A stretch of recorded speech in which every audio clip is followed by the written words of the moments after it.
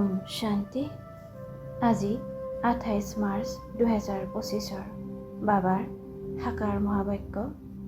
মৰমৰ সন্তানসকল, তোমালোক বহুত ভাগ্যৱান, কিয়নো তোমালোকৰ পিতাৰ স্মৃতিৰ বাহিৰে অন্য কোনো চিন্তা নাই।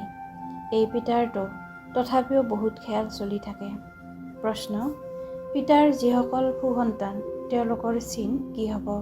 উত্তৰ: তেওঁলোকে সকলোৰে বুদ্ধিযোগ এজন পিতাৰ সৈতে সংযোগ কৰাই থাকিব, সেৱাধাৰী হ'ব, ভালকৈ পঢ়ি আনকো পঢ়াব, পিতাৰ অন্তৰ আসনত অধিষ্ঠিত হৈ থাকিব।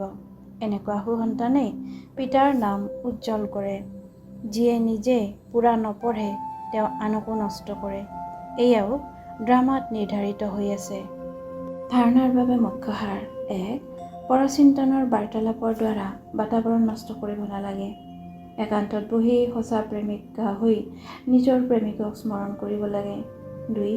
নিজে নিজৰ সৈতে প্ৰতিজ্ঞা কৰিব লাগে যে মই কেতিয়াও নাকান্দো, চকুলো ওলাবলৈ নিদিওঁ।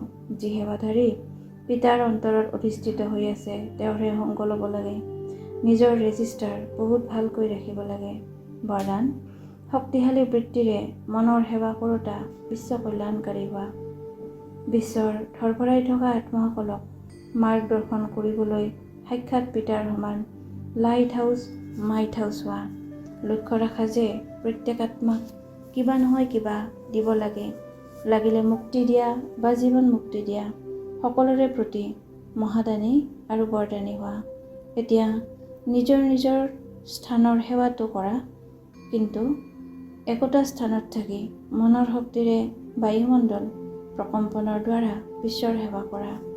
এনেকুৱা শক্তিশালী বৃত্তি গঢ়ি তোলা যাৰ দ্বাৰা বায়ুমণ্ডল গঢ়ি উঠে, তেতিয়া বিশ্ব কল্যাণকাৰী আত্মা বুলি কোৱা হ'ব। শ্লোগান: অশৰীৰী বোধৰ ব্যায়াম আৰু ব্যৰ্থ সংকল্পৰূপী ভোজনৰ সংযমেৰে নিজক স্বাস্থ্যৱান কৰি তোলা। সত্যতা আৰু সভ্যতাৰূপী সংস্কৃতি ধাৰণ কৰিবলৈ আজিৰ অব্যক্ত সংকেত।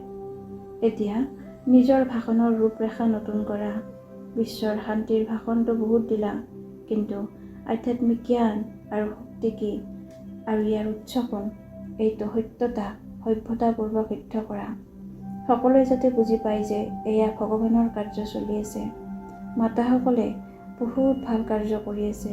সময় অনুসৰি এই ধৰণেও সাজু কৰিবলগীয়া হ'ল, কিন্তু যেনেকৈ পিতাকে সন্তানক প্ৰত্যক্ষ কৰে তেনেকৈ সন্তানে পিতাকক প্ৰত্যক্ষ কৰক, তেতিয়া প্ৰত্যক্ষতাৰ পতাকা উৰিব। ওম শান্তি।